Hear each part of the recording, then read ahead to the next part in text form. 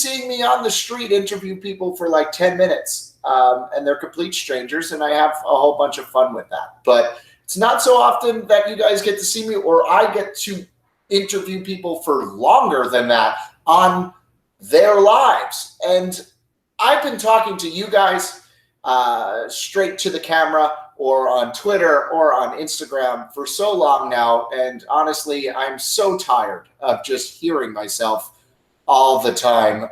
It's about time that I start using whatever platform I have now to start listening to your stories, because I'm probably as much of a fan of you as you are of me. And I want to start seeing what I'm actually capable of doing. So we have 3 guests on the show today. There is a wait list of over 140 people. I'm actually going to put that wait list up right now, because I'm only going to be showcasing and putting people on the show who are actually watching. So if that comes up, let's see if this comes up. Should. We're working out the kinks, everybody. Oh, I just delete. Oh, yeah. So if you're on the top 10 of that list, go ahead and watch that happen. Oh, okay. We're working on it here. Let's go to the first guest, because this is what's happening. I have a truck driver who's a fan of mine, who reached out to me on my personal channel, and actually said some pretty cool things that made me say, all right, this is the guy that I want to get a hold of. So we're trying to get a video chat going. I first have to send him an invite, which goes like this. Let's see. I don't even know his first name. That's what should be fun about this.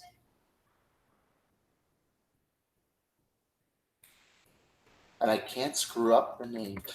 As this moves on, we're going to be able to we're going to be able to get smoother with all of this. Gmail. Have you guys ever actually watched podcasts with Google Hangouts before? Because I can use some of that information. So I'm inviting now to the chat my friend Wandering Nomad. Honestly, I don't know much about him otherwise, and I'm excited to hear what he has to say whenever he comes on. So why did I leave? Okay. Let me answer a couple of these questions that I'm seeing here while we wait for Wandering Nomad. TPS. Hello there. Why'd you leave TPS? They're all great questions. I just needed to go do the next thing that I wanted to do, and this is the next thing that I wanted to do. Do we have them? I am here. Nomad. I am here, Mike. How are you? Oh no, I don't hear you. Uh-oh. Hello? Oh, I hear you. Hello? Yes, sir. Oh, yeah. There we go. All right. I'm loving it. Hello, by the way. What is your name? Aaron. Aaron? Yes, sir. Yes, sir. A-A-R-O-N. Are you in your truck right now? I am. I love it. So a little bit from what I know about Aaron, very brief things that I know. You have a 2 a.m. to 2 p.m. shift driving the truck, right? Generally, but I set my own schedule as an over-the-road truck driver. So you set the schedule specifically to come onto this for a couple minutes tonight. Absolutely. So yeah, thank you. So I want to talk to you. The reason I wanted you on first is because I saw your comment the other day where you had kind of said to me that you had seen on TPS that I kind of lost a little bit of interest in the stuff that I was talking about. And honestly, I have to tell you, like, that was one of the most honest comments I have ever seen by anybody on YouTube. So I just want to thank you first and foremost for that. Yeah. I don't know if you have anything to add with it, but I did. I always loved you doing the Man versus Madden and everything else you were doing, but I could kind of tell, especially this season, that you had been a little bit more distant, even though Yeah. you moved to your new place. That um, the passion wasn't as high as it was before, Yeah. and I was afraid that it was going to happen, but I'm glad that you were able to make it a positive change when you left there. Yeah. Thank you. Did you end up watching more of Man versus Madden as it went I on, did. or yeah, you I did did. good. I really, I mean, I like, it was hard for me because I understood, like, I was letting people down because for a year and a half I had gone and I created this show and I was there every week with the guys who watched it and I loved it. But like at a certain point when you know like that, like this isn't, especially when you're showcasing yourself on camera, when like you don't, when you know it's not right anymore, it's just not right. And I admire, I thank you for picking that up because it was what I was feeling, and I'm glad that the audience was there for it. But enough about me. I want to know what goes on in the life of a open road truck driver, because I like, I've heard things that happen in trucks. Like, do you have a bed in there? I've always thought that there might be a bed. What happens in those? There is a bed. I love it. There sure So are you? is. So you're living in there all I the am. time. I am. When I'm not at home with my wife, of course. But Okay. I So do what that, is a few days a month, maybe. what is that? What is that schedule like? So you're on the road for how long? I usually stay out about a month or two, and then Mm-hmm. I take a few days to a week off at home. I own my truck, so I have to, or I finance it, so I have to make the payments on it. So I have to make sure that I have enough built up that that payment can come out, and um, make Is sure it that so? Do you? So are you traveling cross country? How exactly does it work?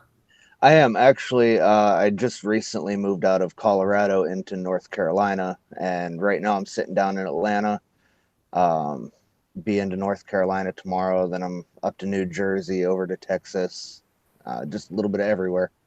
That, I mean, what a unique way to see your country, right? I mean, I love it. There's yeah. something different every day.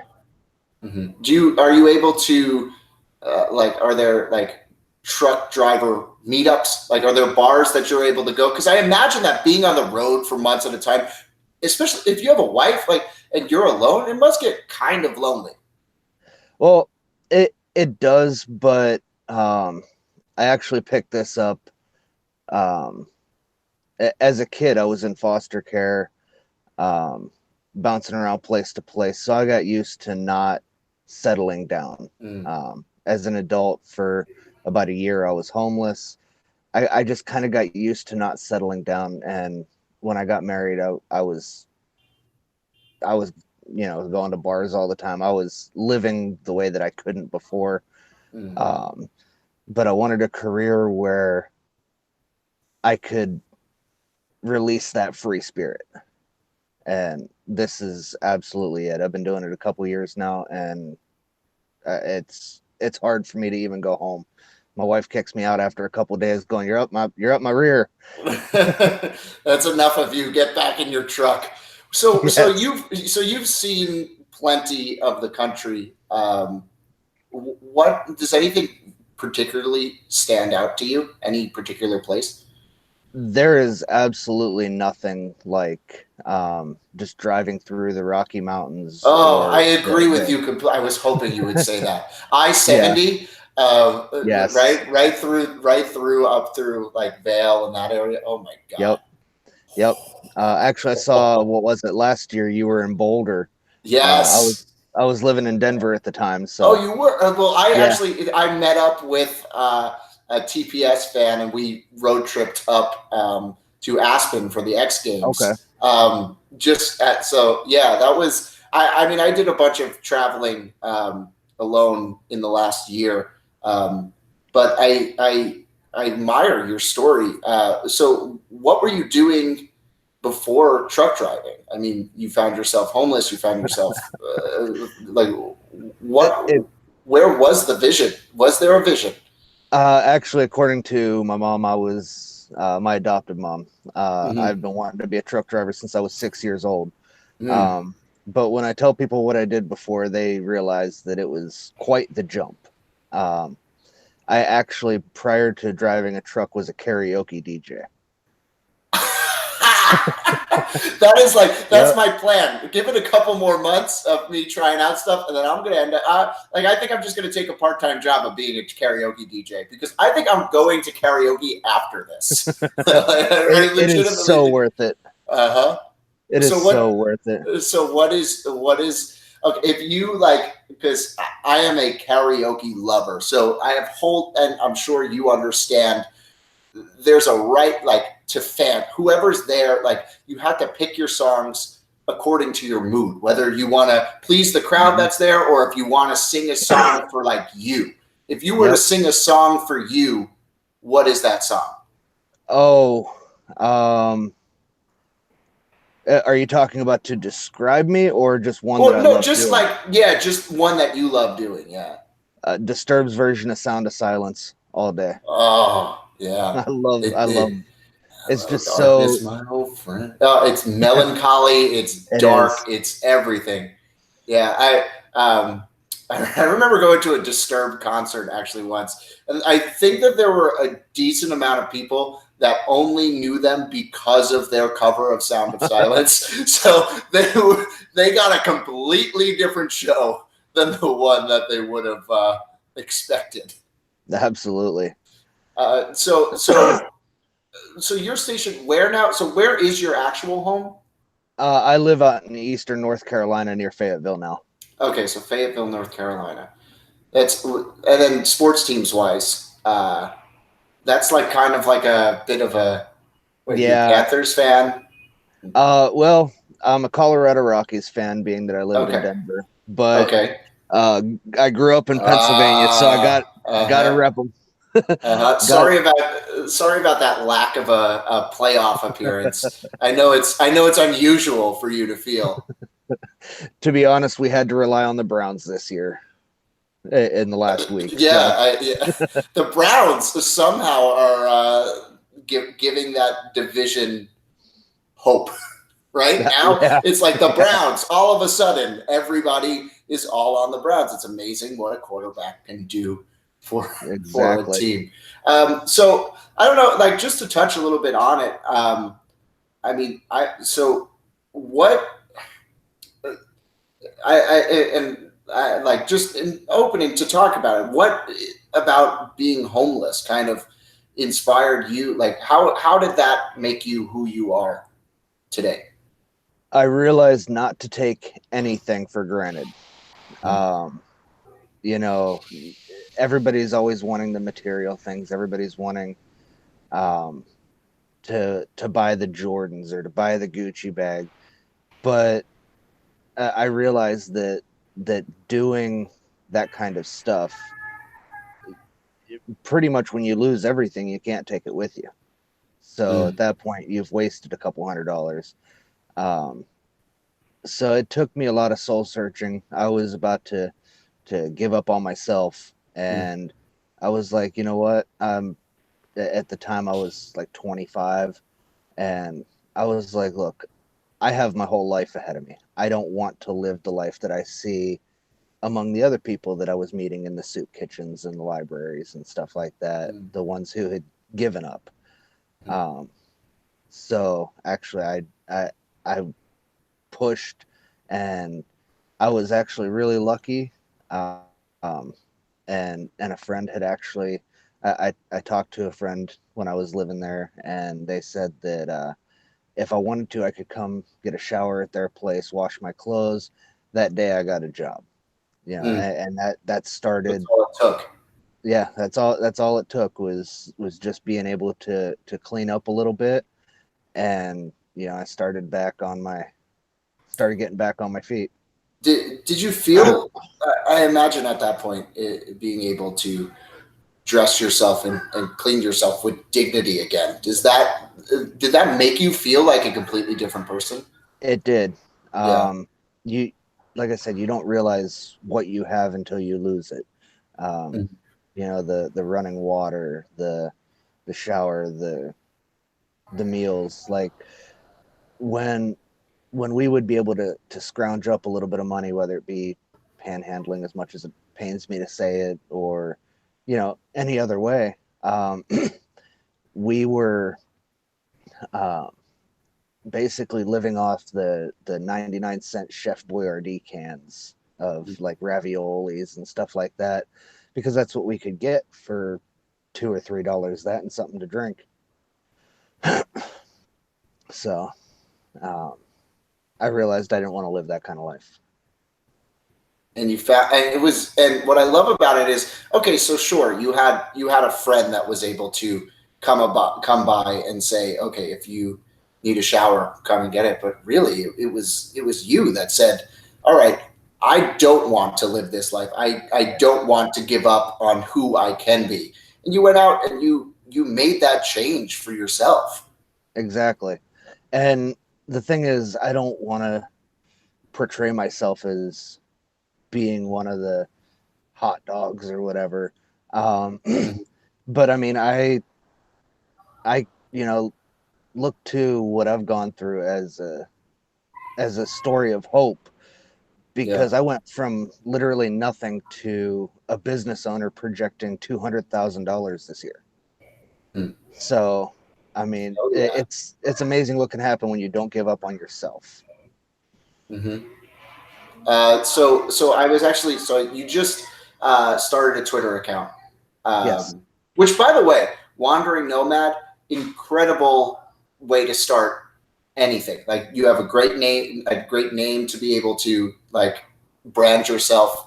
If as a truck driver, I think your story and where you are right now in life, your situation is something that people should be hearing a whole lot more about. So, and you plan on doing more, right? You plan on starting your own content as well. Actually, yeah, that's going to be under my business name, which is Elray Transportation, ELRAY Transportation. Um, ELRA. Let me write that down in there. ELRAY trans. Okay, I yeah, put it in the that's comments for the people. that. So, Eventually, I plan on making content. I just have to figure out kind of where to start and what content I want to make. I've been trying to figure that out for the last however many years and doing it professionally. The best advice in terms of the content creation, because I'm telling it to myself consistently, is like, just start it. Just try something, do something. And if you don't like it, then it wasn't meant to be. And then just go on to the next thing, because honestly, especially like, I'm going from having a lot of people view me to nobody view. Well, don't get me wrong, I can't, sorry guys, you're not nobody. And like, it's a lot less, but like, I love this because it's people who are here for me. So like, people will come for you, and it might be small. Just do it for your own like enjoyment. And if you're doing it and enjoying it, eventually the people will come and they will listen. And that's why I left TPS, is because I wasn't enjoying it anymore. So I knew I'm only hurting myself. I'm hurting the company if I stay, because right now there's so much content out there, and there's so many people yelling. There's so many people that are trying to be something that they aren't. And I was a victim. I did that to myself at times too. But you have a real story. You have something that people will listen to. So even if it's just talking to camera while driving, I Yeah, mean, a little something and just going live. I mean, there are other truck drivers. There's so many truck drivers out there yeah, who may have some tips, who want to know where to go when they're in this place or this place or this place. Like, you have a whole market there that I think is completely untapped. I hope so. There's 3.5 million of us on the road, so 3.5 million is not a bad place to start at all. no, no, Yeah, I mean, I could tell. I could tell from the comment that you left on my page that you were a really really good-hearted dude, and you saw right through me too, which I liked a lot. I need more of that. I need to be able to see through myself and really see like what it is that I want to be doing. But like even this, like you're the first person that I have started this with, and I'm really glad that I'm getting the chance to sit down and talk to you because it kind of proves to me it's like, look, just look how many stories are out there. Exactly. Yeah. Are there any fun trucker stories that you have to share with us in the couple minutes we have left? I don't know about fun, but it is it's a great way to see everything. Yeah. I mean, I've driven through downtown of different cities, Atlanta, DC at night. Um, I've driven through them during the day. I've even stopped at some cities, like when I had my wife on the truck with me a couple months ago. We Uh-huh. we actually stopped and took a day in San Antonio. Went and saw the Alamo, and we went to the Tower of the Americas. I mean, it really the fun comes from within. Yeah. Um, Well, and there's that's a what lot you make it. within. There's a lot of within for you. There's a Yeah. lot of time sitting by yourself on Yes. a road with nobody. A lot of people would go absolutely insane, but I guess there has to be a sort of meditative component to all of this. There can be. And you know, back in the day, I did have 5 days a week with you and with other YouTube channels. Uh, So yeah. um, that's a lot of what I do is I watch a lot of YouTube or listen to a lot of YouTube, mostly like list channels and stuff. It's good for me to hear that too because I kind of like I kind of forget, you know. I forget you get when the numbers become numbers. Sometimes it's easy to forget that there's actual people behind each of those numbers, and there's people coming back week in and week out. Um, and I always feel like something like you live like a very noble life. I feel you live a life with dignity, and I'm of course I feel the same way. I feel like I'm trying to live that life, but when I see so many YouTube videos get out, and just sometimes feeling like okay, we have to get the most amount of views to be able to make the most amount of money, you lose sight of what you kind of came into all of this for in the first place. Yeah, just don't lose sight of who you are, and you will be able to put out the best content for you. You Yeah. know, and that's what I'm looking at is so I don't have a million viewers or anything like that, you know, but it's fulfilling to me and I might help somebody with it. Yeah. All right. Well, Aaron, it was beyond a play. Like this was absolutely the best way possible to start off a show, minus the hiccups of me not having the sound on in the beginning, and otherwise, like you are, you're you already inspired me in just the little talk that we had, and I'd like for you to keep coming back on at certain times. I mean, I got a wait list, but like Sure. I want to hear more. I want to hear more. Yeah. Well, you can feel Thank free you. to contact me anytime Yeah, via email, Twitter, and I'll be here, following however. you. I'll be following one more time. Where can we follow you again? The YouTube channel will be, I haven't started it yet, but it'll be Elray Transportation, Oh, ELRAY. mhm. Also, my Twitter is, I believe, Wandering, NOMA11. I am, I think, about to be one of your first followers on Twitter ever. Well, So, well, I yeah, certainly appreciate it. yeah, no, it will. I will be looking forward to it, and keep doing what you love, and keep inspiring people because you're doing it. You do the same, Mike. Thank you. Thanks, man. Thanks, Aaron. All right. All right. So I guess from here, I don't know if this is the first time I have to leave. Can you leave? Yeah, he left. There he goes. It's as simple as that. Guys, so that was the first talk. That was Aaron. He's a truck driver who is starting a YouTube channel. He was a big fan of TPS.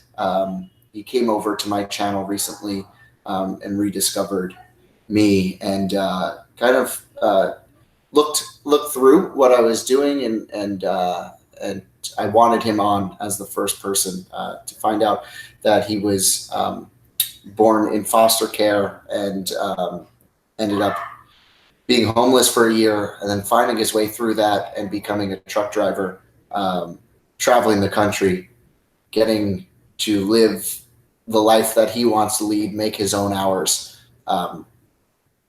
That's inspiring. And there's 3.5 million truck drivers out there. So the next time you're on the interstate, know that each of them have a little bit of a story to tell. We have two more guests for tonight. One is who I'm going to call up next. His name is Alejandro. He is from Chile, and I have been seeing him on Twitter for a long time. He's been a long-time follower of mine, and I'm extremely excited that he showed up on the wait list and at the top of the wait list. So I am going to call over to him right now. What do you guys, while we're talking, what do you think about Aaron? He's actually in the comments right now. Yeah, that's awesome. I want to hear what you guys think. If you have a similar story to Aaron at all, write it down below. Let me know what that's all about, because that was without a doubt a fantastic way of starting off this show, and exactly how better than I could have dreamed it. This is going to be happening every Monday through Thursday, 8 p.m. through 9-ish, until I end the last interview of the day. This is all to be able to, well, don't get me wrong, I want people to be watching, but I also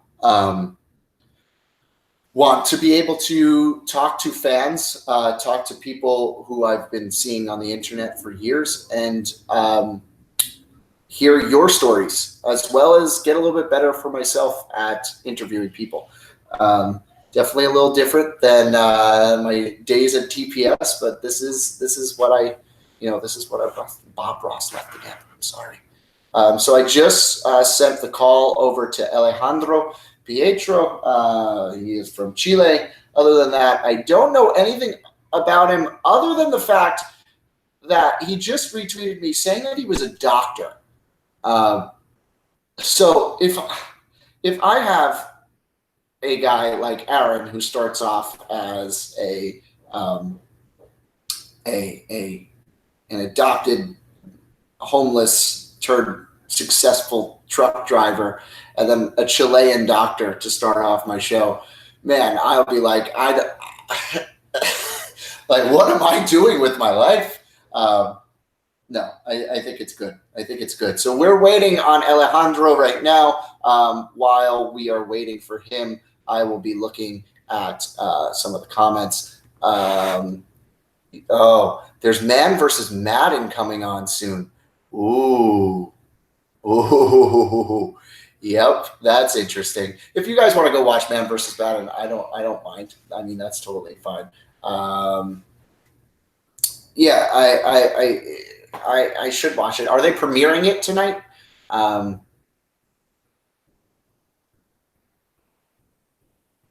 Can't get the notification. You can't get the notification.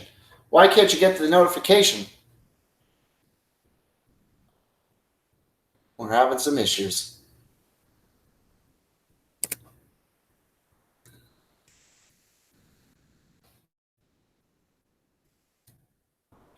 Trying to Pietro.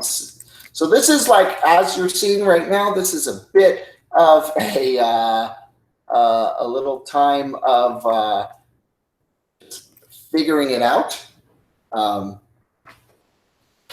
If you don't want to stick with it, I don't blame you, but we do have a great next guest coming up as long as it does go through. Alejandro, I'm sending it to you again over your Gmail.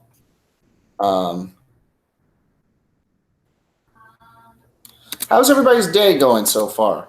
Mine's going interesting. Well, I should say. Trying this one more time. Oh, it's 92. Did I not put in 92? Oh, I did that again? Come on, Mike. Come on, Mike. We're losing people here. Actually, we're gaining people. Somehow we're gaining viewers in the process of doing all of this. So something needs to get more streamlined in this process. I should have help. That would. Oh, I think I got it. Alejandro, I think I have you. Let's see. Garrett, thank you for saying so far so good, even though that was not the smoothest. Alejandro, are you here? Not yet, but he might be getting there. Yeah, just technical difficulty music with the royalty-free music that I don't know about. There's Bob. Bob Ross again. He will always be going. Well, thank you. I like that Aaron is back and watching. Just waiting for Alejandro now. You said I am in the comments. I know, but I sent you a link, Alejandro. Uh-oh.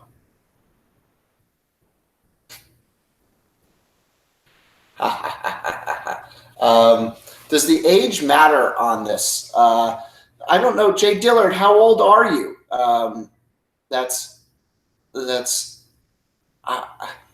mean, I guess no. If you want to, Diago, he says that my hair is weird. Well, get used to it. Get used to it. Aditya, she says that she likes me and she learned about me from TPS, and she's also a huge Bob Ross fan. I think that is that's where my future is going. By the way, this guy right here. Give me 6-7 years, and I'm making a biopic about that guy. Because let me tell you a little bit about Bob Ross, if you don't know about Bob Ross. Because we're killing time here. As Alejandro, I have you in, by the way. Like it says that you are hung out here. Hopefully, that's going on. But no, drill sergeant in the Air Force for 25 years. He found painting as his way to kind of just have a little relaxation while he was in the Air Force. He hated the Air Force. A woman named Ann Kowalski found him. He was doing a painting class. They started a business doing painting classes, ultimately found his way to having a TV show on PBS, 32 seasons. That man made the world happy and changed the world forever. And I will forever be grateful for Bob Ross and what he did. But let's see what's going on with Alejandro. Hey, Corey, good to see you. Did you see the first interview? All right, this is how to not keep viewers interested 101. But this is going through the technical difficulties portion of it. Thank you guys. You guys are the ones. You guys are the sole ones.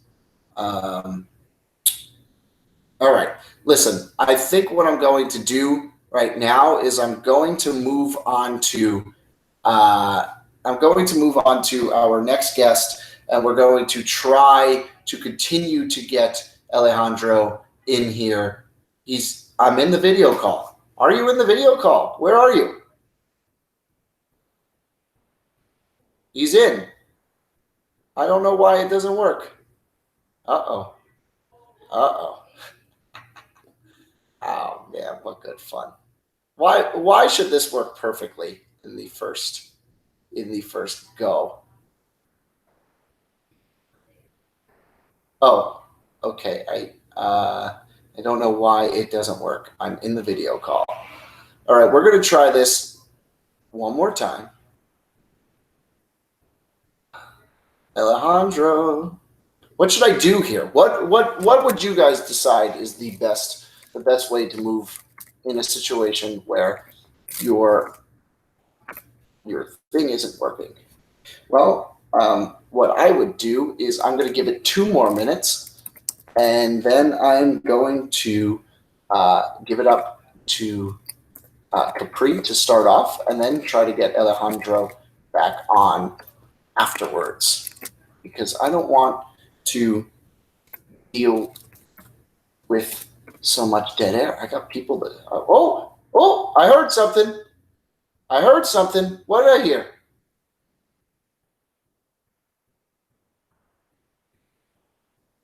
Uh-oh. Did I hear it?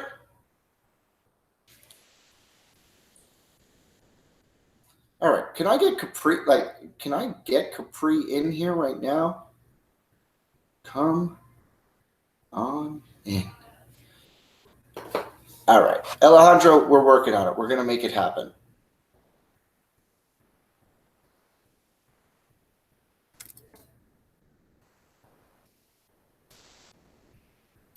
I am sending the email to our 3rd guest, Capri, right now to be able to get that going. Let's see if that one works. And then if not, well, F. Yeah. Well, you might do it if you can use sign language. Duh. Yeah, well, duh, KS Goal Horns. I'm just working on my sign language. So I sent it over to Capri. Let's see if Capri is able to sign in, because I need a guest. Oh! Hello. Yes. Yes. We got stuff. Hello, Capri. Hi. Are we good? Yeah, we're good. I can hear you. Can you hear me? I can. Okay, good. Did you get a chance to see our first ever interview with Aaron? Did. So I saw the second half of it. I was cooking some parsnips, so I had to tend to those. So I have so a little bit about Capri. We were friends in college. I literally have not spoken to Capri in how long? How long has it been since we actually had a conversation? I don't know. I feel like we interact on the internet a little. Right. And that's why, that's what I want to base this whole conversation over, is because I feel like I know you over the internet, you know me over the internet, and but we both know each other. Oh, I just got Alejandro. Alejandro here? Yeah. So what will happen is, Alejandro, can you hear me? So what I'm gonna do? Holy shit, I'm in. Holy shit! There we go. Should we just do all We're in a nice little 3-way. Yeah. Okay. Hi, Capri. Okay. Hello. Hi. Nice to meet you. Hi, Mike. Hello. I have no camera, so you won't be able to see me. Too bad. So this is just how it's going to work out. Wow. Capri, I have seen you, and I've seen since graduation. I've seen a lot of what you've been posting. Where are you right now? What direction are you going? Because I asked the same thing about myself, but I'm like, Capri also knows the struggle. Capri knows what's going on. It's hard. Yeah. So are we talking where physically am I now, or what am I doing? Location everywhere, mental health, everything. How are you? I'm all right. So I am in Boston currently, which is the city where Mike and I went to college. I am in Alston, which is a fun neighborhood that we went to a lot of parties in when we were in college. You're still living up in dirty Alston now. I love it. How is it now that you're out of college? Is Alston the absolute worst place to be? No, so I actually live on the Brookline line. Okay. So I'm like right there. So it's like kind of nice, but if I want to go get like a $3 beer, I can, you know. Alejandro, I have not forgotten that you're in here yet, but we're going to utilize you. Don't you worry. Okay, I can deal with that. Okay. So so you're in Boston. You're working for Puma? Is that the situation? Yeah, so I work for Puma, the sneaker company. Yeah. Their US headquarters is in Boston. So I manage their global social media channels.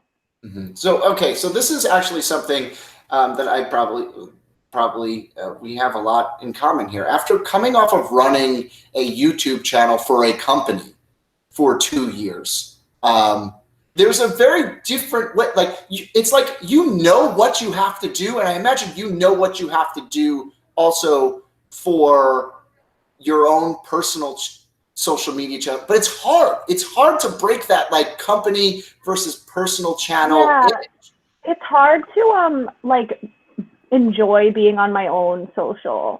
Yeah. Because I look at it all day long, and like I really like Instagram as a platform. It used to bring me a lot of joy, but like so my previous job before this, I worked at Refinery 29, and I managed the Instagram there.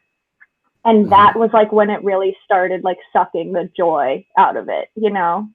Yeah. What was it about there that was bad? So it was more just, I think the work-life balance culture in New York is just hard and bad. And that's why I'm in Miami. I was just in Miami for work. Yeah, it was fun. But like, I think the immediacy of social lends itself to like first like a baseline, like not a good work-life balance. And then when you added New York, like our work hours, like they were like come into the office at 9 and like you can't leave until 7. Like the regular hours were 9 to 7. And they were forcing you to do that. Yeah, and I was just like, why? Like I can do this from home. So I kind of had a different way of approaching it. So I was working from home. I was able to travel the world. I mean, for a while, I had the greatest job that I could ever wish to have. It allowed me so much flexibility. I got to meet all of these cool people, have hundreds of thousands of people watching me talk and like get to talk about sports. Like it was my childhood dream come true. But there is that certain thing of like, okay, work-life balance is nothing to play around with once you actually start working with. And I was working from home. And at first, that's the greatest thing in the world until your work and your home become the same exact thing. Bad. Bad. I don't think I could ever. It is so bad for your mental health. Like that's why I just went out for 4 months and was just like, I need to get out. It is so, and nobody will, maybe some people might be able to, I guess YouTubers in general might be able to feel this way, but like I was talking to hundreds of thousands of people a day, yet I felt so isolated because I was just talking to a camera. You know, I was talking to a camera in my house and nobody else. And it was so damaging. It was so damaging, but it made me stronger in the end, of course, but. Right. And I think that is also like at Refinery, there was like a lot of like light content, you know, so like I was writing horoscopes like on Instagram for people and I was like doing whatever.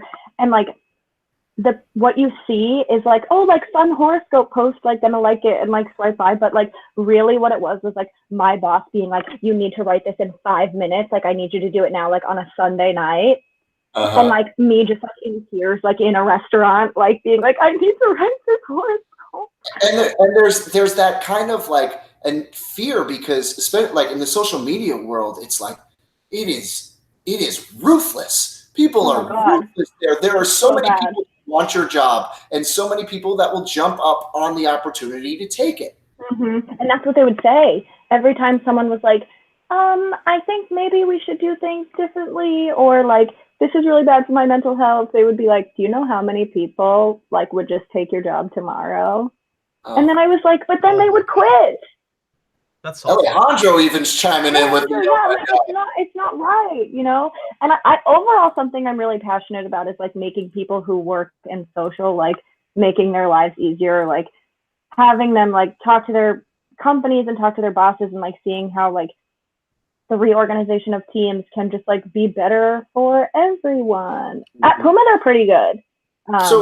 So how do you go about doing that? What is kind of that career building?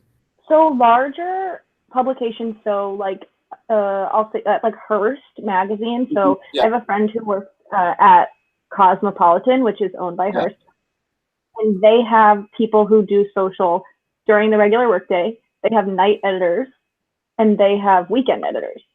So when it's 5 or 6, like you can go and you know that someone else is like in the loop and like going to be able to like, and you don't have to worry about it all. They treat it almost as a newsroom of sorts, to where it's like you have a shift. There's shifts, and people are on duty when they're on duty. It seems reasonable. And you know, my boss, one of my first weeks at Puma, I was like freaking out about something, and I was like, I'm gonna miss the deadline, like whatever. And my boss was like, so I don't know if you know, but like we're just selling sneakers. And I was like, oh my God, that's like the nicest thing anyone has ever said to me. Yeah. It's not like, oh, you have to create this sort of like vision or feeling to be able to captivate people to click on something and do. It's like you're selling. It's such a big company that like, if I can't do something, there is someone else that will be able to step in and help me, and like vice versa, you know? I've never worked at a company that large, so I actually really like it. I didn't think that I would, but. Yeah, I fear working for a large company because I'm like, oh, I can't be tamed. Nobody could tell me what to do, you know, that type of feeling. But I feel like probably I would end up loving it because there is a certain power that comes along to working for a big company. Yeah, but you know, I've worked for like big companies. Like I worked at an ad agency as soon as we graduated from Emerson, and like that was a big company, and I was just, oh my God, do we have Alejandro? Can we see him? Yes, we do. You came in. Oh my God. I saw it happen. Jesus Oh Christ. my gosh, amazing. It's so excited. Yes. Oh man. All right, so finish your thought, Capri, and now we're going to turn it into a 3-way conversation. Oh, amazing. I don't even really remember where I was going with it. I worked for like an ad agency that was like big. And like that was, I think, the most controlling environment. Like the worst. It's just the worst when you are not the client. You know, and you are serving the client. You know. Yeah. So I just had to get out of that. Because the desires of the client might be a little bit more than reasonable. Right, but it's also like you have to please all the time. Like they're paying you to do something, whereas like at a larger company, you're paying them to like produce something for you. You know? Yeah, no, that makes sense. Now moving on to this is Alejandro. This is what I want to say. This is what I know about Alejandro. First off, I found out his name was Alejandro today. Second off, Alejandro has followed me on Twitter for a while, and every time I get a like or favorite or retweet from Alejandro, I say to myself, man, that guy has a fantastic Twitter picture. Like your Twitter avatar, like it's Capri. It is social media genius because I think it was like him in a suit, like looking down on his phone, but it looks so authentic. Like he looks like he just absolutely means business. You know, actually, that picture has like a pretty cool story because I'm actually looking at an iPad because I'm looking at the lyrics for a song because I was singing at my sister's wedding at that exact moment. Oh, so what? So I take it almost as like that, like business, like get it done type of guy. But for you, that's like one of the happiest moments in your life. Just like I mean, like, your sister's wedding. Yeah, it was my sister's wedding, and I mean, I take singing pretty seriously. I love singing. It's one of the multiple passions I have. But yeah, like she told me, like, would you sing this song for me and my husband? It's one of our favorite songs, and we thought it would make it more special if you sang it for us. Uh-huh. And you know, she asked me that, and I was like, yeah, sure, I'll sing it. It's fine. You know, I was like, and then I got to sing it, and it was like, man, it's like, I guess, one of the most meaningful songs I've ever sang. Sang? Is that how you say it? Sung? Yeah. It is a weird conjugation, but yeah, no, it is sang. Okay, yeah. Wait, so you're in Chile, right? I'm in Chile, right? Santiago de Chile. Santiago de Chile. What do you do? I am a doctor. I am an ER MD. What the hell? What the hell? Yeah. You're an emergency room doctor. That's right. The shit you must see. What? Oh, sorry? Shit that you must see is probably insane. Yeah. Did you work today? Yeah. I got out of a 12-hour shift today. Like at your 8 p.m., my 10 p.m. So you decided that it was. I'm honored that, like, you would, instead of immediately going to sleep, you decided that it was a good idea to come on the first installment of a podcast that almost didn't even work. I mean, how wouldn't I be here? You know, I mean, when do you get to talk to like a guy that you've seen a lot on YouTube and that you admire, and you get to talk to him all the way from Chile to Miami? I mean, come on. Yeah. Well, Chile to Miami is really not that much of a jump, since the amount of Chileans that are here in Miami is a pretty insane number. But that being said, we have a saying in Chile that there's always a Chilean somewhere. There's always a Chilean somewhere in the world. There's actually like a Chilean meme, if you want to call it, that you go to a public area, whatever country, and you shout the most common Chilean insult. Someone answers you back, and I tell you, I've seen people in Russia, in China, in Vietnam, and they all answer. There's always someone answering them. It's like OH to the IO for Ohio State in college football. Right, you know. Capri, I just want to say, like, do you ever stop for a second and, okay, so I run YouTube channels, you run social media accounts, and then you just are on a webcam with an ER doctor, and you just say, I mean, I guess, like, we tried. No, I do it a lot, actually, like a lot. Oh, come on. And you know, it's interesting because I feel like because of the people that we know, like in our jobs, I don't often get to talk to a doctor unless I am seeing one. Right. That's true. I'm like the kind of people that unless you know by a different way, you don't want to meet, you know, unless you know, like in a party or eating somewhere, you don't want to see me at all. I am a severe hypochondriac. I have a wonderful relationship with all of my doctors. I go very often. I was just going to say, Capri, it seems to me that you're at the doctor often. Yes, see, like even you can tell. Like I go all the time.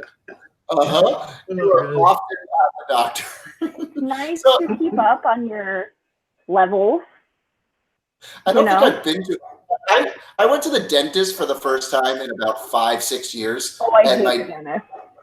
I don't go to doctors very often. I think that it's probably a bad idea. Probably. I mean, if you're pretty healthy, there's no reason to get checked other than just being sure, you know? Yeah. You eat healthy, you exercise, you don't do drugs. Don't do a lot of drugs, and don't do a lot of drugs.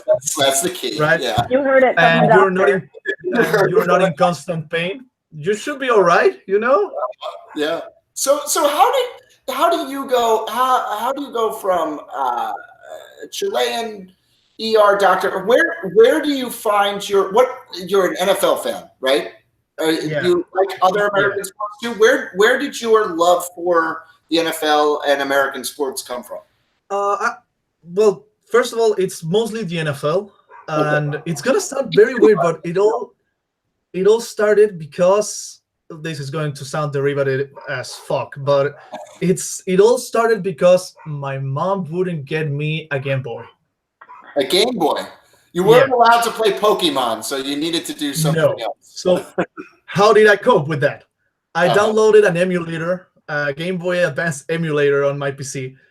Nintendo is right now suing us, all of us, because I just said that. But I downloaded an emulator for the Game Boy Advance in my PC, and I downloaded a bunch of games. Like every game I could find, download. And then I found Madden. It was like Madden, I think Madden 02, or maybe it was NFL Blitz. I'm not sure which one it was. NFL like Blitz old school, that was a game to remember. NFL Blitz. Yeah. I don't know if I remember NFL Blitz. Did you play any NFL Blitz? No, I didn't. I was a Spyro fan. You were what? A Spyro the Dragon fan. Oh, Spyro the Dragon. That's where I live. We haven't even started about you. We have to talk about your basketball career and your love for basketball as well too. There's more to delve into here, but Ellie. Oh yeah, I'm here for as long as you want, dude. Okay, because I have nothing to do. Okay, so I downloaded a lot of games, and I tried them all, like from cooking games to SimCity Game Boy Advance version, which was crap. And then I found like this football game, and it's gonna sound weird, but I really loved the Patriots logo. I was like, oh man, that's a cool logo, man. I do like this. Are you going to tell me? So this was what, 2002, 2003, right? Right in that around 2003. Yeah. Okay, so I was like 10, 11 years old. I'll give you a pass. You were a 10, 11-year-old. It was just the start of the dynasty. That's right. I do get a lot of. You get a pass. You get a pass for being a Patriots fan. Thank you.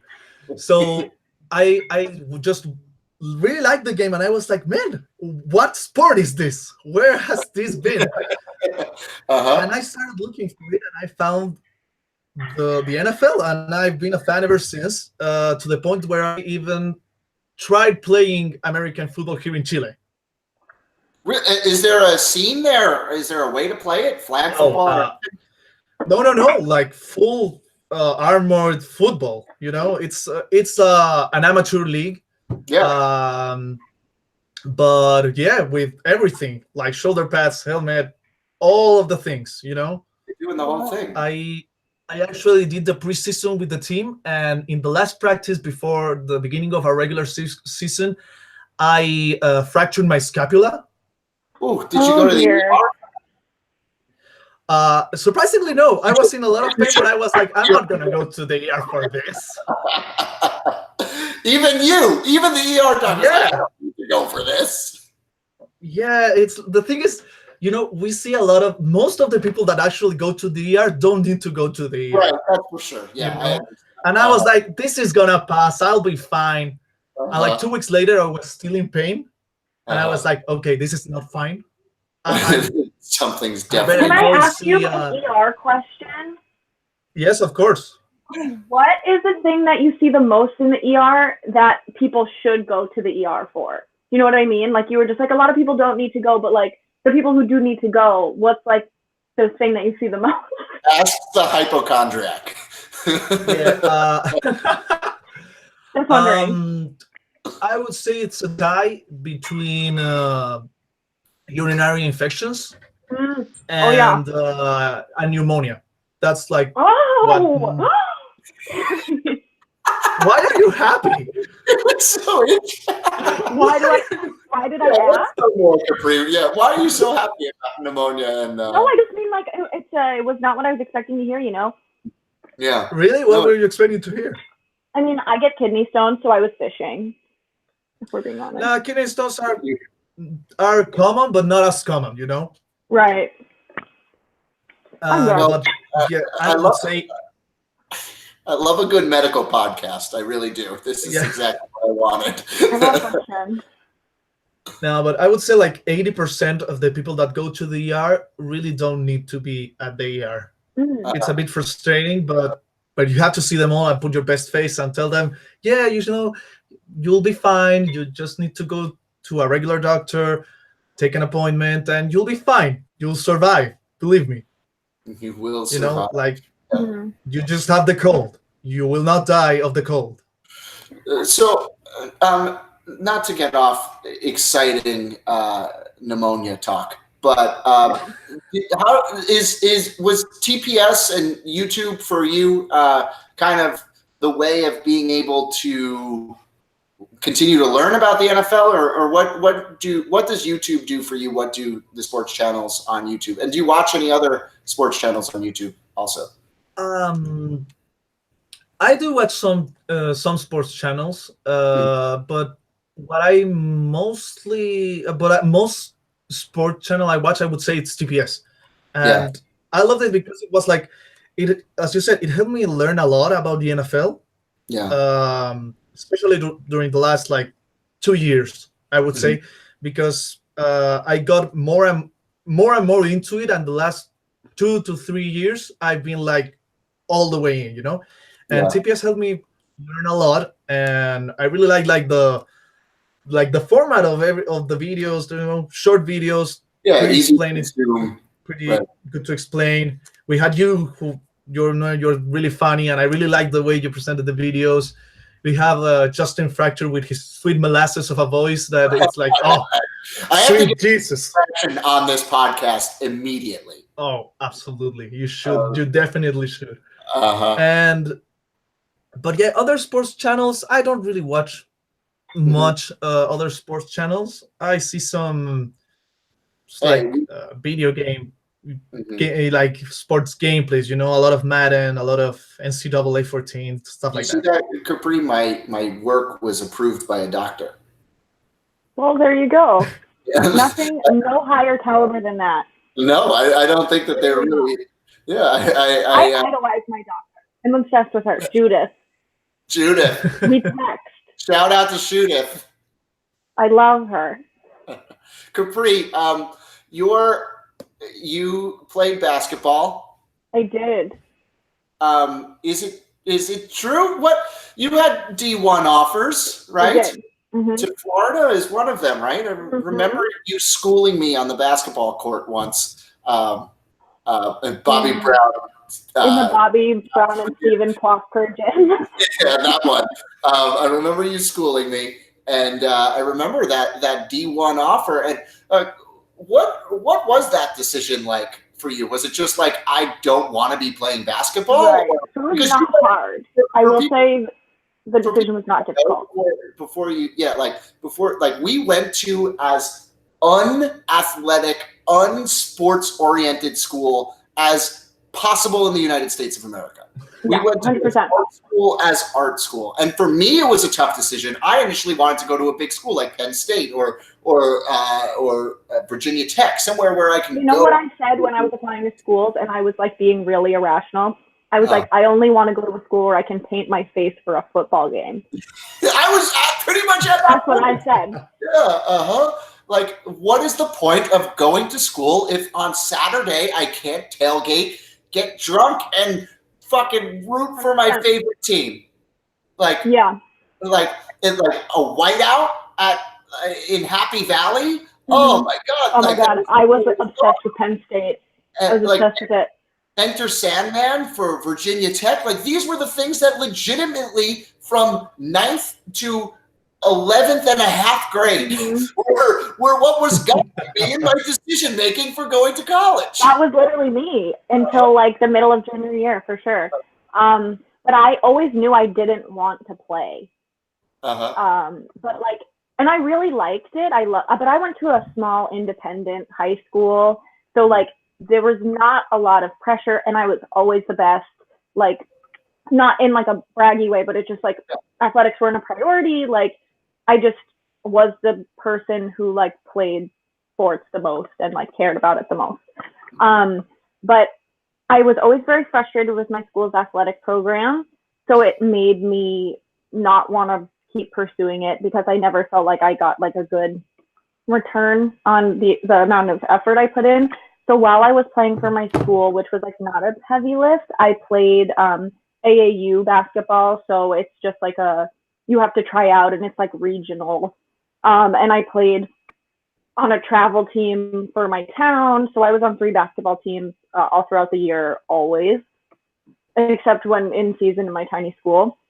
And the thing for me that really sealed it was the girls on my travel teams, every time we lost, they would like cry and like throw a fit. And they would just care so much. And I was just like, this does not matter at all. Yeah. Like, we're just 16-year-old girls, like, playing basketball. Like, it's fine. Like, it's going to be fine. And I remember it was, like, sophomore year, and, like, one of my teams was in, like, a championship game, and we lost by, like, 2 points at the buzzer. And this girl, I have never seen a human being more upset. And I looked at her, and I was like, in a few years, you're probably not even going to remember that this happened. And she looked at me, and she was like, she cursed me out. She was like, you are literally insane. Like, how dare you say that, blah, blah, blah. And I'm like, okay, I don't want to do this at all. Well, and, you know, I think I look at my time playing sports and particularly losing often. You know, like I was very much like a middle of the pack athlete. I pride myself in being one of the greatest first basemen to ever cross Massapequa. I'll give myself that. Like I was 6th grade captain of my football team, star defensive end. You know, I was good, whatever. But at a certain point, I realized I'm 5'9", and I'm not going anywhere with this. And There was a lot of that came around. Plus, I was a Dolphins fan, so I was losing all of the time. I've spent my whole life. I truly believe that sports, both watching it and playing it and losing, has geared me so well for the amount of rejection it takes to do this type of weird world of media job. I don't know if you agree. I agree.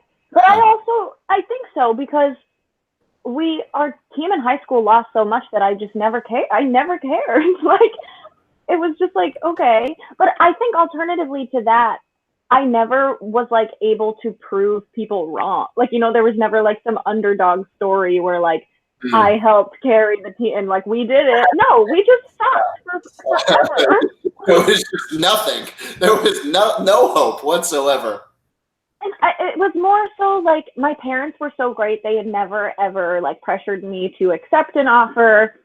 Mm-hmm. They were super nice. But I think that they thought I was just going to miss it. Yeah.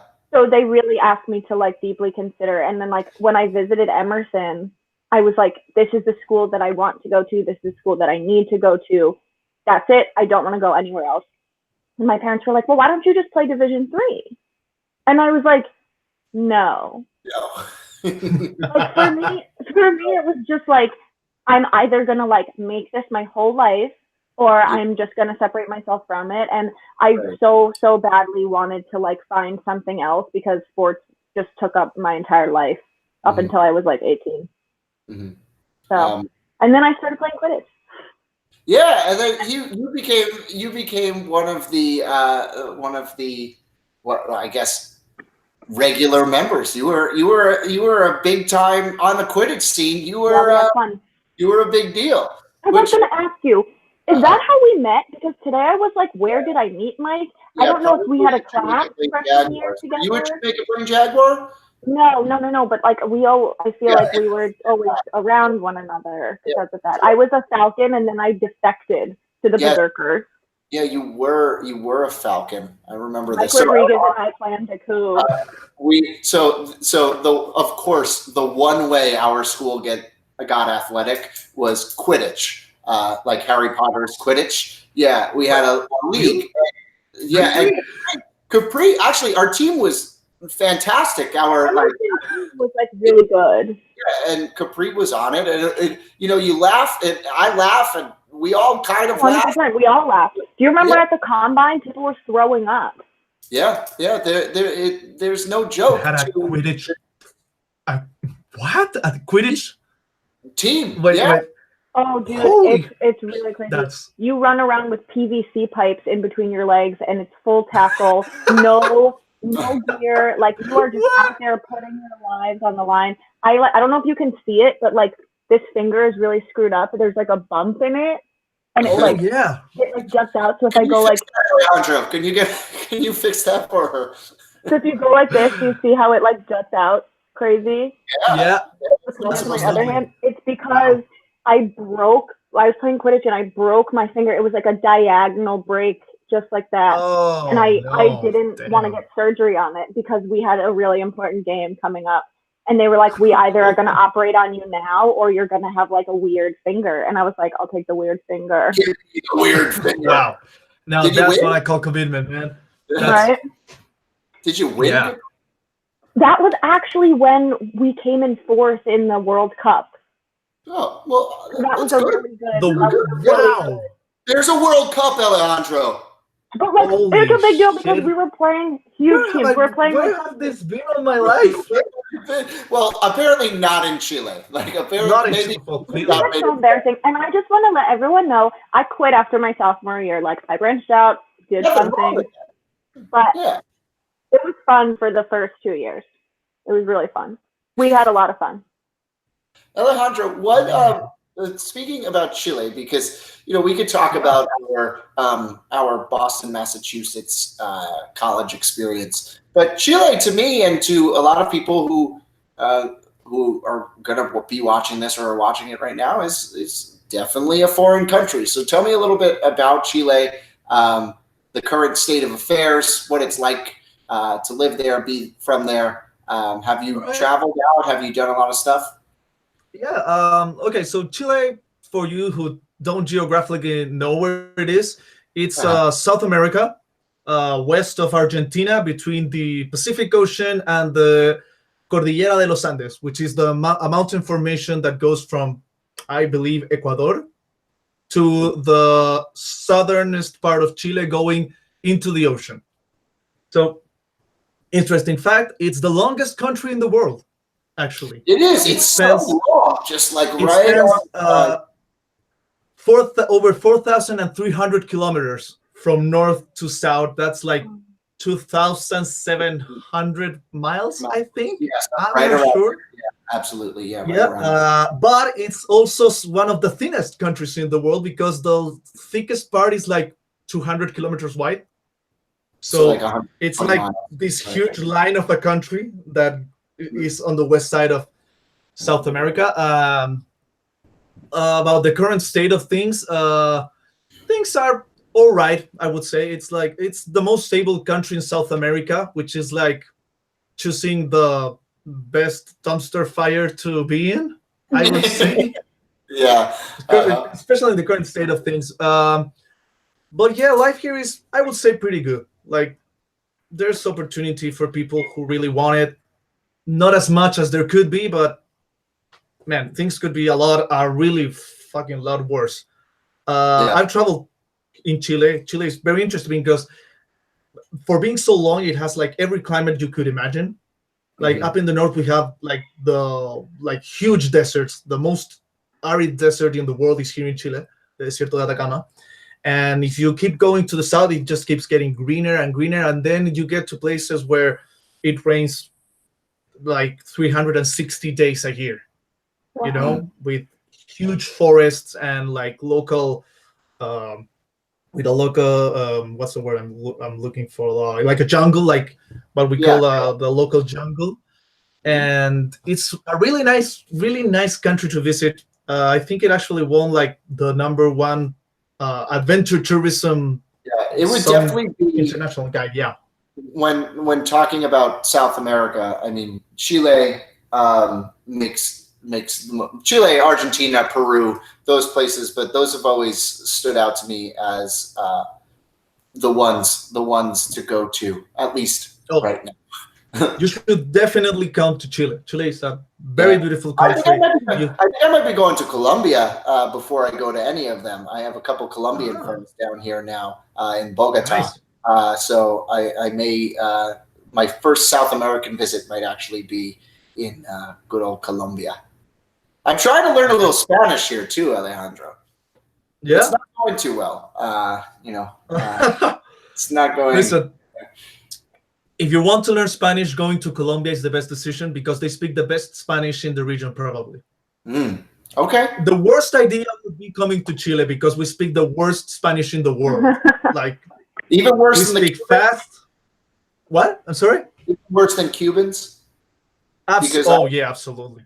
Yeah, Like, interesting. here in Chile, we speak fast. We speak with so many mannerisms that no one can understand us. We have like a word that means everything, and no, yeah, it's terrible. It's terrible. Even you hate it. Yeah. You can't even understand what some people are saying. Yeah, no, we can't understand ourselves. It's the biggest problem here in Chile. We don't understand ourselves when we talk. That leads to all of your country's problems. That right Absolutely. there. I wanted to bring up with you before. I mean, this is going. We've got a pretty solid amount of podcast going on here, but I wanted to bring up to you. I've spent a lot of time now with a bit of an audience on social media, and like kind of trying to figure out, like, should there be a boundary between like what I say to people and what I don't, and like where's the authenticity line in all of this, and should I be posting stuff that I want to post, or should I be posting stuff that followers may want to see from me? This is actually a good question for Alejandro too, since he actually has been following me. Like, I noticed like when you posted a couple stories about anxiety and mental health, and the responses that you had gotten from some of those, I found that to be really honest, really, really pure, and like just I feel like we need more of that. And it was inspiring to me too, to say like, hey, like I'm not anything other than human. So like, why should I be showcasing anything else? Yeah, so I think I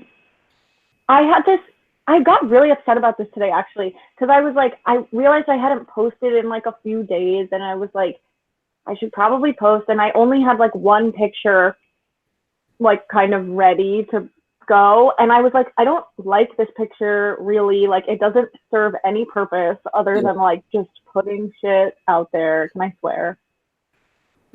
Yeah, go ahead. Okay. Why not? You already did.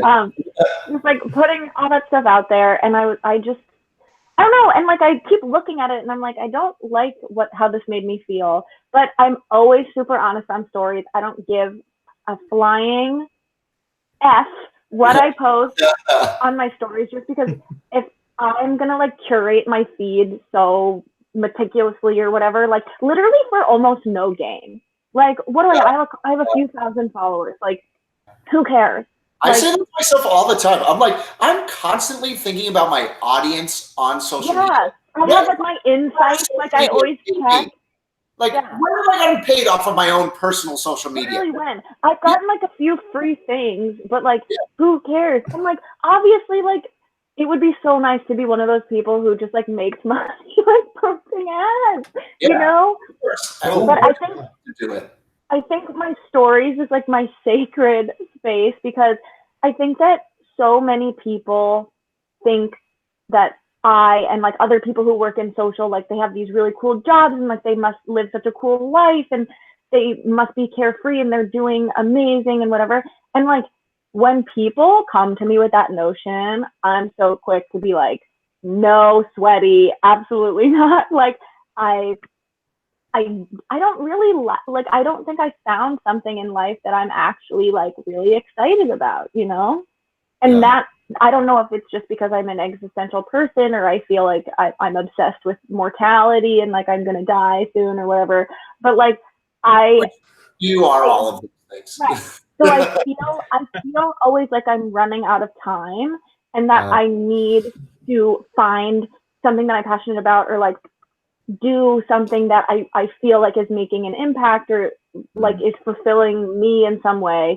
And that's kind of like where I dump all of that, because I think that a lot of people can relate to that. Yeah. And it also helps me when people respond and they're like, oh my God, I feel this way too. And I'm like, great, I'm not a crazy person. Thank you.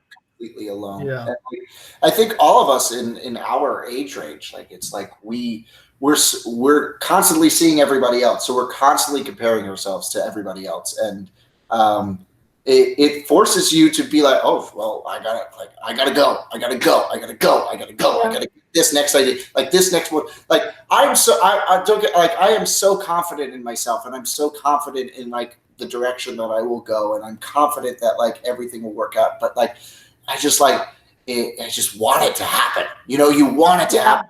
I know, I was really thinking about that today.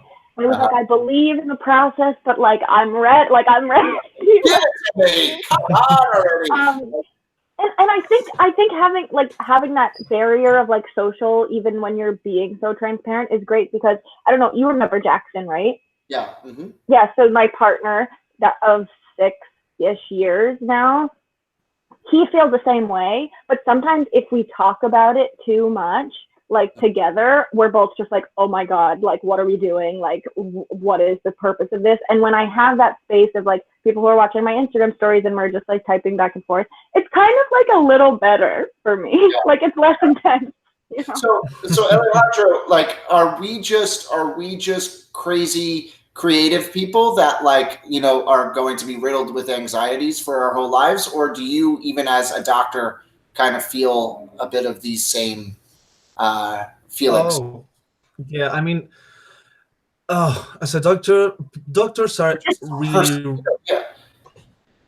doctors are really, really, really competitive in every sense of the way, and it can get even worse because I say thank God because I'm living it, but doctors can get a lot of money just doing what we love, which is being doctors, you know, but there's a point where they like. Most doctors get like, yeah, I made this much money, I made this much money, and I made this much money, and yeah, that can be really tiring. Thankfully, I don't have to deal with like social media the way that you guys do. I have social media to get on with the news, stay in contact with friends, and just have a fun time, you know.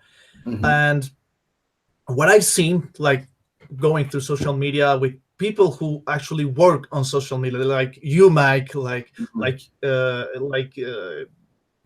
don't know, most YouTubers, and I see them like most of them, even like the greatest, like the guys that have so many viewers, like have such a huge audience, when they start making content for their audience exclusively, without truly considering what they want, they end up like suffering a lot.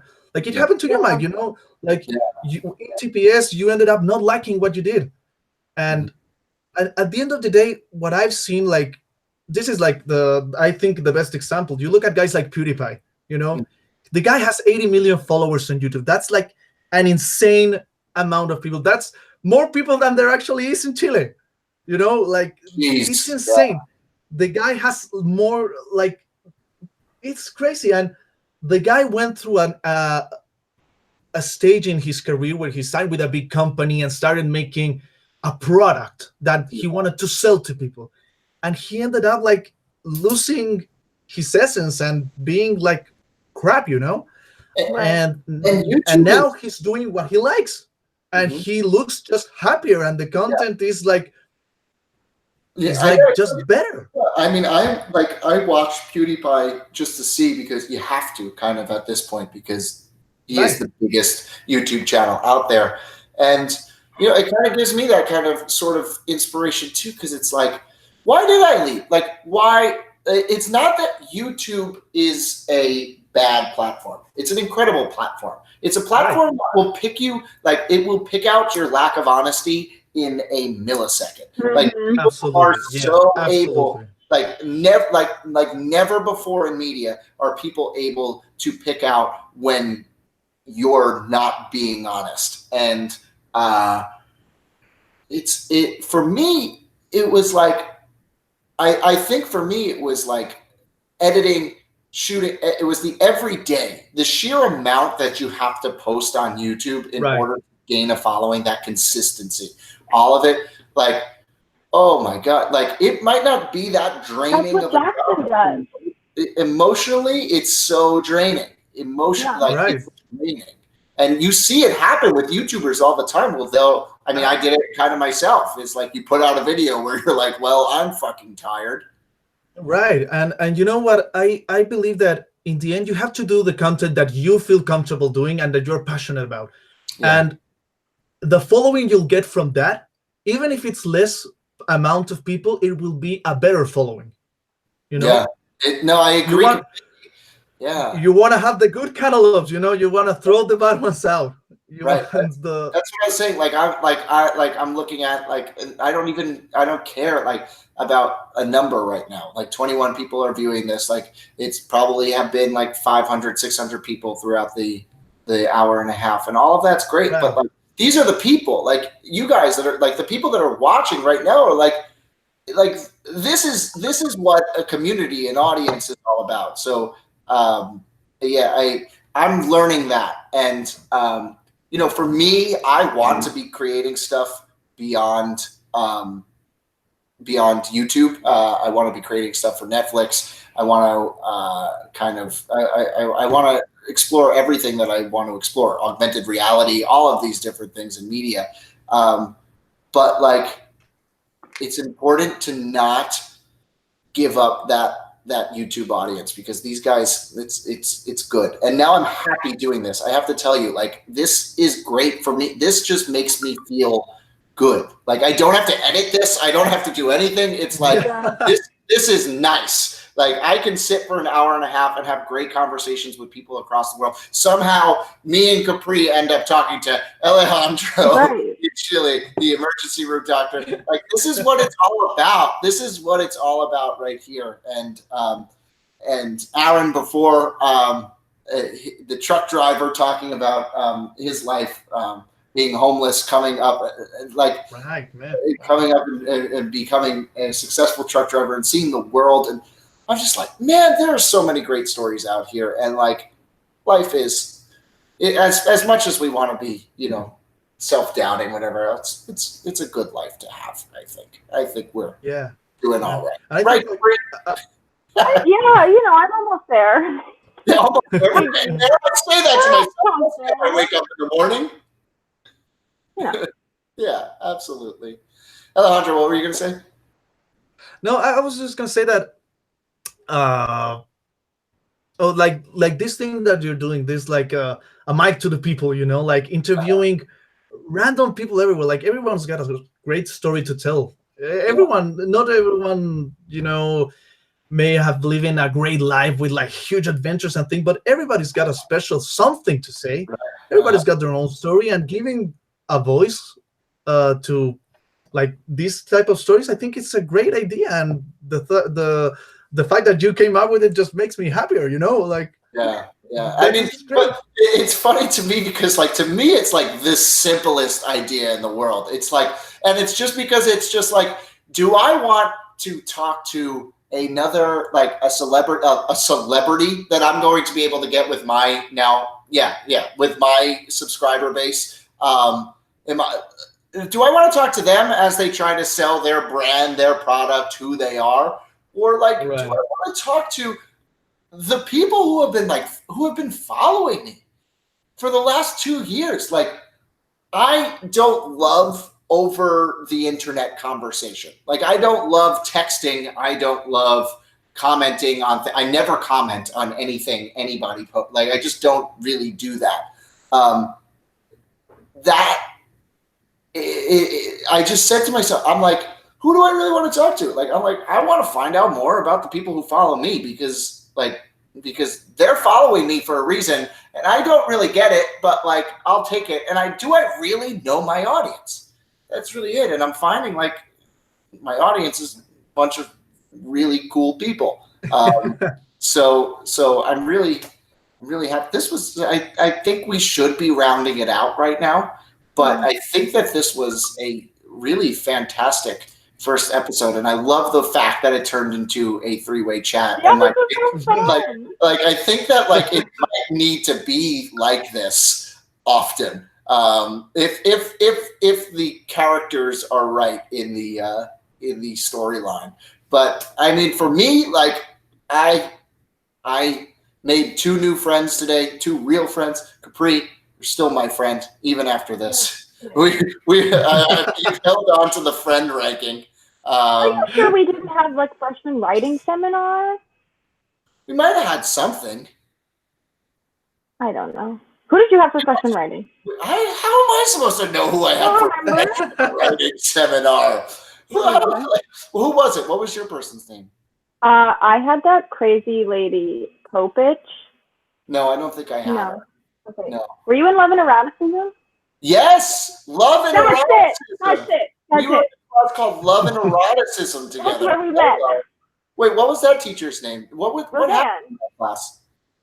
Did I take that class? I don't know if I took that class. No, I think you did. Yeah? Okay. Maybe. We saw each other at parties every single weekend. Yeah, we somehow were always at the same parties. I think it was just because Quidditch, but yeah, that was it. Look, it's all one big human connection, and we each other for fucking years. In the end, yeah, I don't know. I don't know if I had freshman writing seminar, or I think I took Love and Eroticism, because I really think you were in the class. Who wouldn't take Love and Eroticism? Well, that's true. I would have taken it as a class. You have to take that to be a doctor. We actually had a sexuality class, but it was more like fertility and how to create the important stuff. Yeah, the important stuff. Right. Not like, oh well, this guy wrote this back. We literally read softcore porn. Yeah. So, I don't think I took that class. I feel like I would have remembered. Remembered, but I didn't read in college either. I double majored and I never read a freaking book. I think that this is what I'll say. Alejandro, you read everything in school, right? I imagine. Oh yeah, I read. Like not only like school text. I actually read a lot of books. Yeah. So this is what I'll say. This is my closing point of the night. If you want to become a doctor, read. And read the text. If you want to be like me and Capri, where every day we struggle with our self-worth, don't read. It's as simple as that. No, come on, man. No. Don't put yourself down. Like, don't believe that. Like, doctors get a lot of self-confidence issue as well, man. Yeah. I've seen guys being like, especially in med school, I've seen people literally go down the drain because they feel like they're not good enough. And it's a very stressful situation, being like you had to be all in for your patients, all in for school, all in for your family, all in for your friends, and it's like sometimes you just want to stop. You want a second to just chill out and not worrying about what you need to study for the next day. And what treatment did you leave that patient at? Did I remember to leave her this medication, or is she going to die? It's like sometimes you just can't deal. And I've seen people, like, I had friends that went in the happiest people ever, like going into the biggest depressions over nothing but anxiety, trying to be better than the rest. And I thankfully I understood, like, at a very young age during school, around mid school and high school, I learned that the first and only person you need to be proving anything to is yourself. If you're happy with yourself, if you're happy with your decisions, if you're happy with how you're dealing with things, the rest is just baggage, Yeah, it starts with you. And yeah, it's if you're not doing what makes you happy in any field, then what are you doing? And what are you doing? Yeah, man, this is a lot to unpack for me. Yeah, does it make you? Do you feel like we can't leave now? Because we don't have to, but I feel like maybe we need to sit and meditate on this and then come back. This is going to be like a lot of like not sleeping this evening and really just like deciding what I'm going to do. Is it good or bad? I mean, I think it's good. I'm like a chronic thinker. Like I make a lot of lists. I set a lot of goals, but they always change, which is not conducive to like.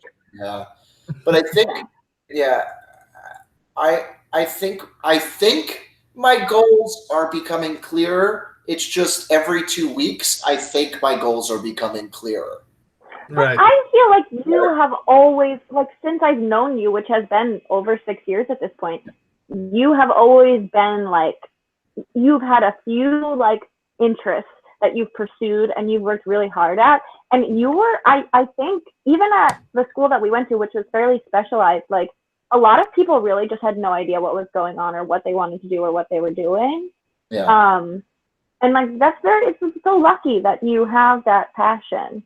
Yeah. And I think that it's changing. I think that like it started off as I wanted to be on air. I wanted to, I wanted to be on camera. And like that was great. I did it. I did it in college. I did it a shit in college. I did it for the last 2 years here. Like I think when I looked at the numbers, because now like I send emails to people trying to get like consulting jobs or whatever, and I'm like, it's over 200 million viewers over 2 years that have viewed me.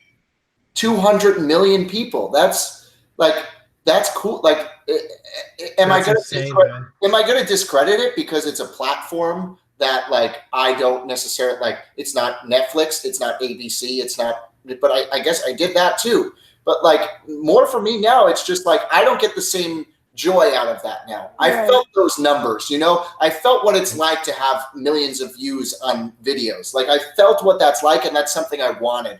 That's great. But now, like really what I want to do is lend my voice to stories that otherwise would not have been able to be told. And like that's like is the God's honest truth, because it makes me sleep better at night, knowing that I'm lending myself to help somebody else. And I think that I'm going to start with, in terms of larger projects, with the elderly, because I have a real connection to them. And I fear for that generation dying before their story ultimately gets to be told.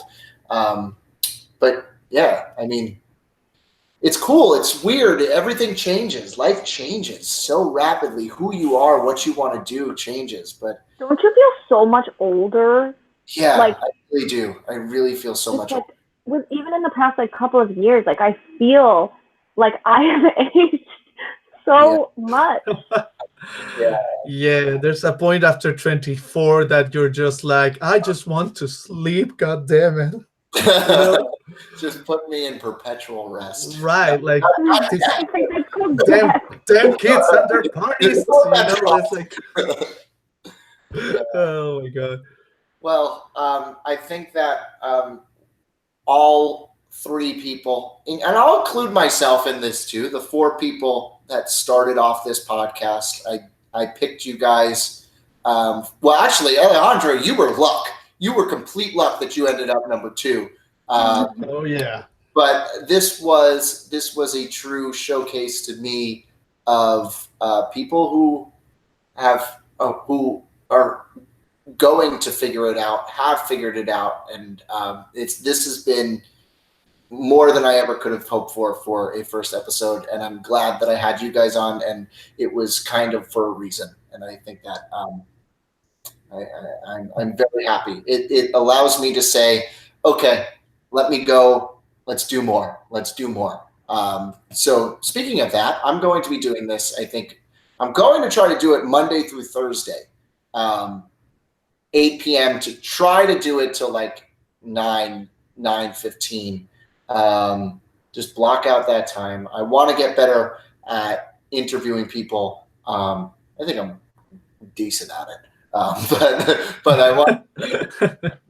Don't get me wrong. I know I'm good, but like I want to get better at it, and I want to hear from all of you guys. So I'm gonna put. I don't know if I could put the wait list up one more time. I'm going to put that up one more time. To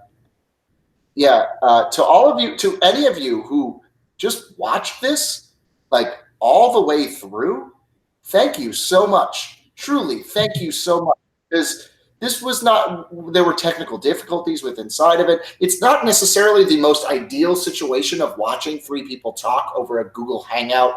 But yeah, thank you. And I am going to get better at doing this for you guys, and I'm going to get better at doing it for myself too. I think I put it up there, and then I think it got lost. So that, oh well, yeah. Oh, silly me. Like I said, it's going to get better.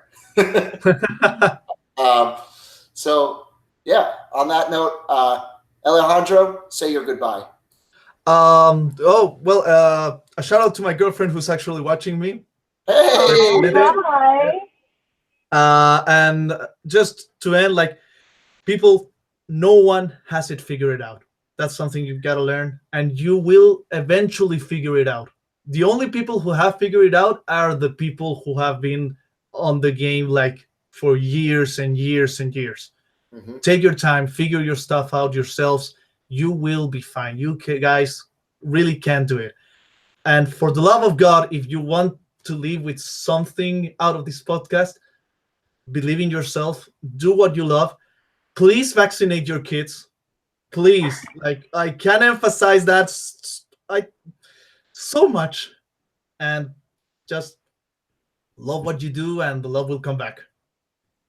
Cheers. Capri? Wow. I truly do not want to follow that. Wow. Thank you. I guess all I have to say is that if you feel like you don't have it figured out and you don't know what the hell is going on, neither do I. So you're not alone. It's okay. Also, I started a podcast with my partner about television, and you should totally listen to it. It's called Couch Taters.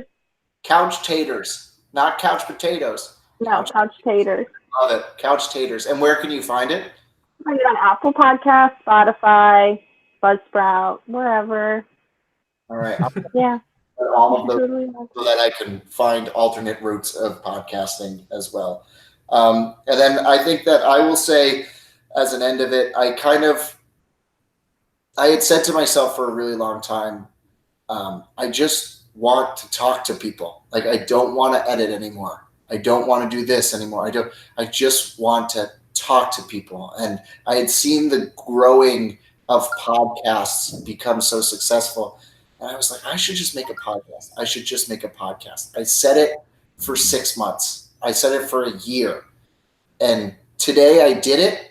And today I got to have a great conversation with Aaron, the truck driver, Alejandro, the doctor from Chile, and Capri, my dear friend from Boston, and we all did it together. So I'm doing something right in following what I wanted to do. So thank you all. Thank you all for watching. This is going to happen because I feel a lot better right now than I did when I woke up today. So it's going to be good. It's going to be good. Just we're going to work on a name or something. Like, you have a great logo for Couch Taters, by the way. Oh my God, I hate it. I love it. I think it's so good. Go check it out. All right, guys. It's been a pleasure. Alejandro, it's going to be great to see you on Twitter again. We'll talk again. You're going to become, I'm just going to have so many regulars on this podcast as well. I'd love to be here whenever you want, man. Yep, I'm here whenever you need me, Bill. All right. Awesome. Thank you guys so much. Thank you, viewers, friends. I'll see you on Monday. Bye, guys. Bye-bye. Bye, Mike.